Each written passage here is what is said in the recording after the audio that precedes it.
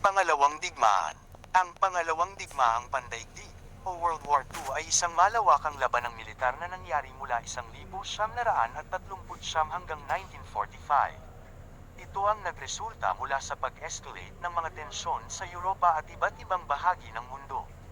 Nagugat ito sa maraming kadahilanan, kabilang ang mga territorial na ambisyon, ideolohikal na pagkakaiba, at mga nangyaring pangyayari tulad ng pag-atake ng Germany sa Poland noong 1939. Ang ikalawang digmaang pandaigdig ay nagsimula noong Setyembre taong 1939 nang ang Nazi Germany ni Adolf Hitler ay sumalakay sa Poland.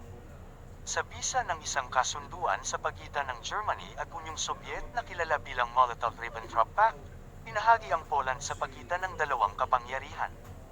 Ang pagsalakay sa Poland ang nagbigay daan sa Pransya at United Kingdom na magdeklaryo ng digmaan laban sa Germany.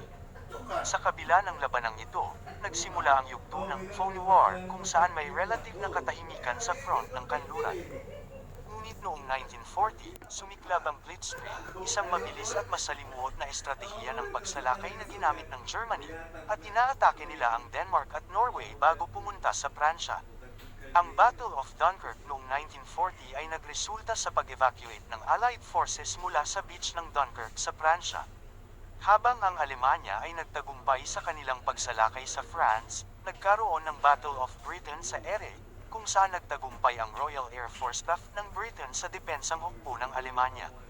Pagulan ng digmaang pandaigdig 2, ang complex na labirintong nagsilbing salamin ng kasaysayan.